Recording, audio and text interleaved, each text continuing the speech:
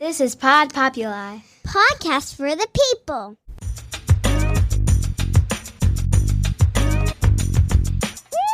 The Great Love Debate. It's the Great Love Debate. The Great Love Debate. It's the Great Love Debate. Hi again, everyone. It's Brian Howie. Welcome to the Great Love Debate, the world's number one dating and relationship podcast since 2015. If you guys heard that little pre-roll tag at the open of all of these episodes, you hear the two young girls say, "This is Pod Populi, podcast for the people." And you're like, what is Pod Populi?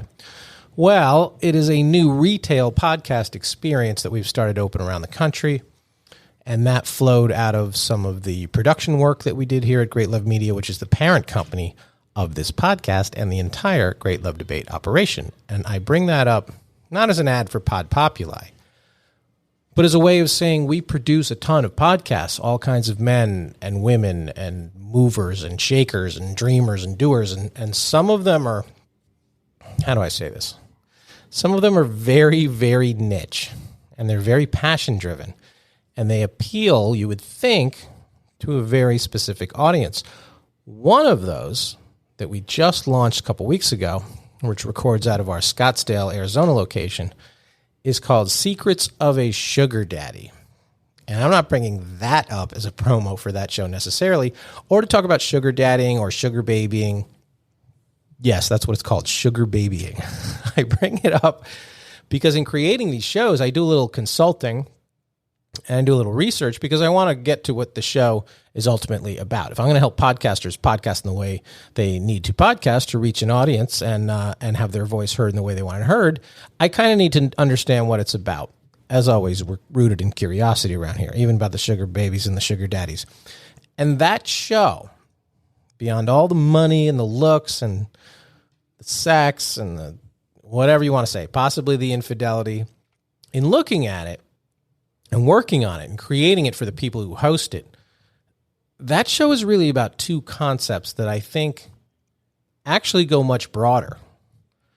And the niche that I talked about a minute ago, it becomes not just a small corner of the overall relationship space, it's something else. Those kinds of relationships, they're still relationships, whatever you think of them. Those relationships, if done right, and you can use your own imagination and grading system to determine what done right means, they're about being mutually beneficial and having a mutual understanding. And those are good things. Aren't those good things? I didn't want to have the host of that show on here. I eventually will, because you guys are a bunch of voyeuristic freaks, and I know you do want to hear that. So I will have the host and the hostess of that show on here. But I was intrigued by the concepts, the mutual understanding and the mutually beneficial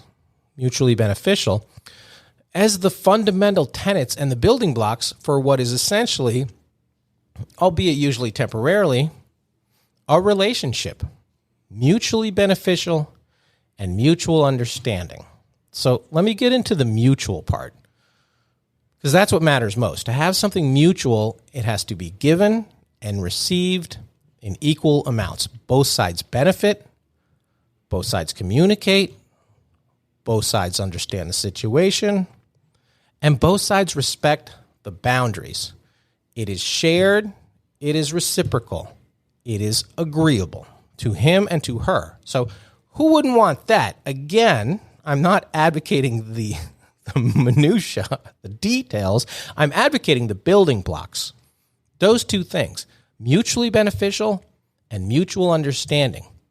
And you could say, well, people go down that road because of a certain desire or because a certain aspect of a traditional romantic partnership didn't work for them.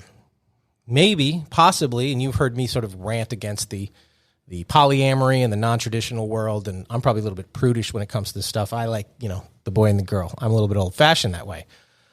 But maybe it works for them. Possibly it works for them. But so what? Like, that's not really the point. Table the love for a second, because the love is the desired outcome, but it isn't the required starting point. You don't start with the love. You start with the desire for the love, but you don't start with the love when you get into a relationship. Aren't most good relationships rooted in mutually beneficial building blocks? And as we record this, and this might be old news by the spring of 2022, or might not be newsworthy again until 2028. Who knows with these two? But what goes around comes around. And something that went around and came around is the relationship of Ben Affleck and Jennifer Lopez. And people ask me, and media reaches out to me sometimes to always comment on celebrity relationships because they think I have something interesting to say. And I'm not sure I have something interesting to say about celebrity relationships. I rarely answer, and even more rarely have a strong opinion. I really don't care. But I had one on this one, and I think it is, in this case, for the two of them, you guessed it, mutually beneficial. Both had a public and possibly a private need to be in a partnership. Both just got out of long-term relationships. She was with A-Rod. He was with the cute girl from Knives Out. I forget her name. Anna Darmus. Is that her name? I forgot her name. I'm sorry. You could do worse than being called the cute girl from Knives Out. Anyway, for them to get back together for companionship, for revenge, for publicity, for whatever the reason, it's absolutely beneficial. You can't spell beneficial without the benefer.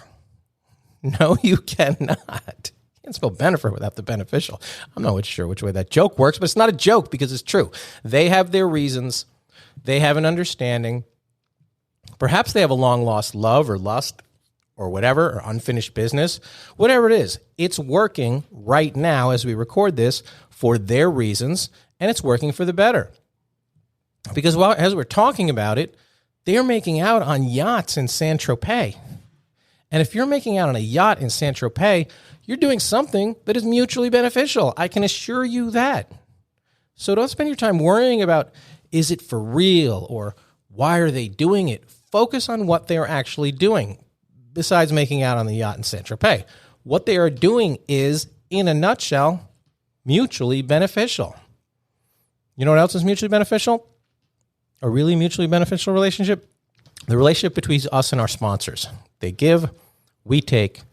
You enjoy this quick break, and we will be right back to get a little bit more into this right after this.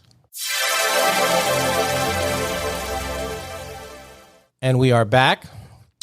So, diving a little deeper here. And this isn't the most romantic of reasons, but plenty of really strong relationships and really long-lasting couples are rooted in the same thing.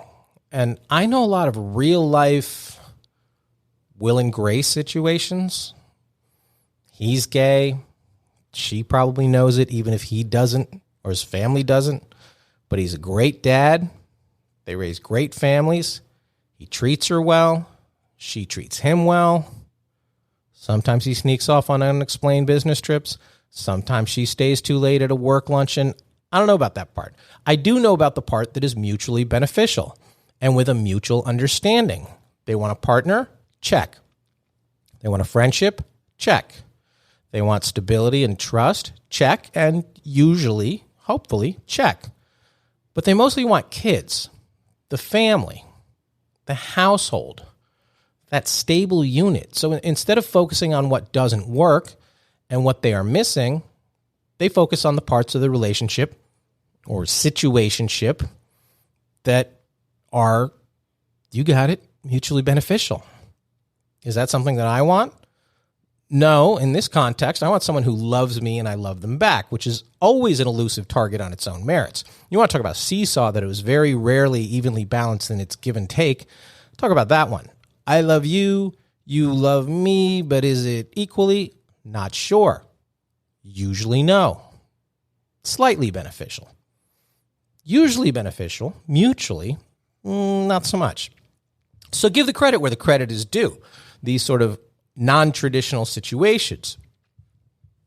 That understanding for them works because they have an understanding.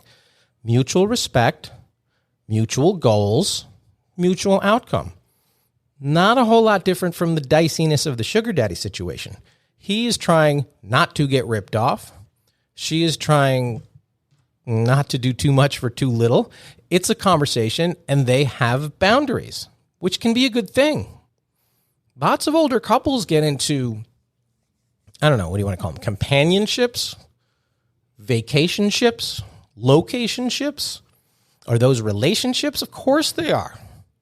But oftentimes the people who are in them, they've given up on, or they no longer want the pain of revisiting romantic love. Either what they had is lost, or the person that they had that with or were in love with is gone. And now in this new phase, they look at it like, hey, we can travel, we can go for walks, we can dine, we can share, we can laugh, and all the wonderful things without taking it to that deeply emotional and sometimes unfulfilling and unbalanced place. So there's a mutual understanding that comes out of that mutual affection. And it is satisfying, and it works, and it fills a need, and it passes the time, and it enables some wonderful memories and adventures. And that is never a bad thing.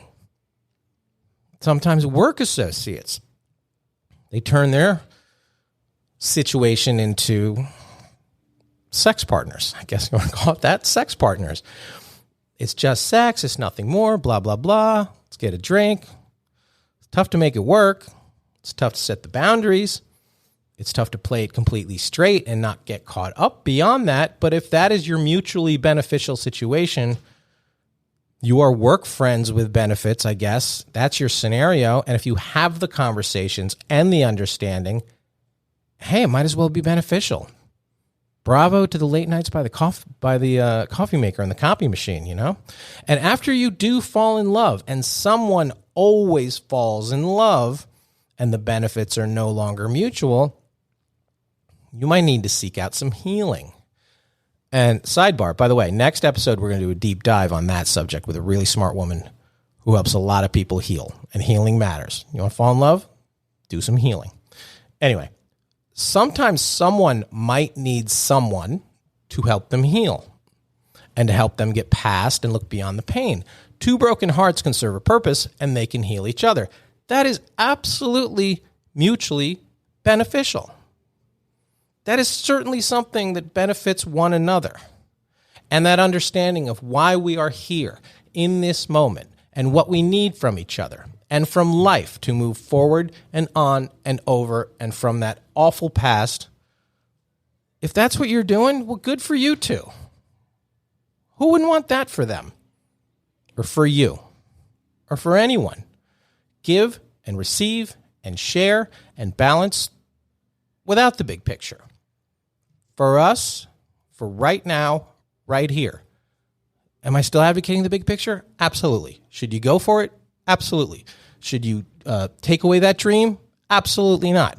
But I'm saying there are certain situations that can be fulfilling and can be satisfying if the basic understanding is that they are mutually, and that is the fundamental word here, beneficial.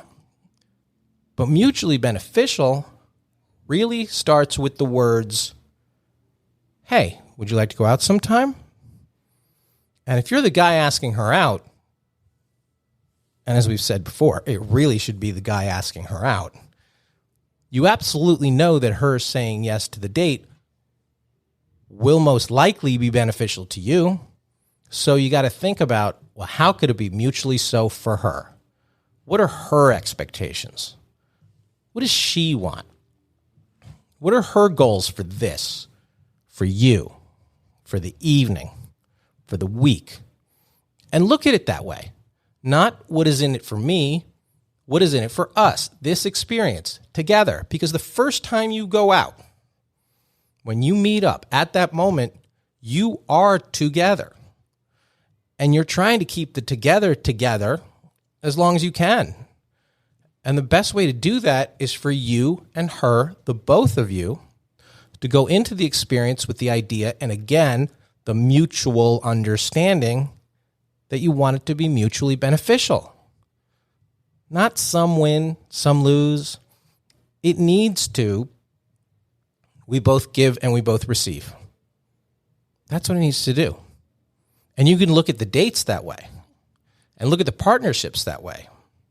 And look at the relationships that you want that way and you want to be that way. So back to the beginning of this. The sugar daddies and the sugar babies.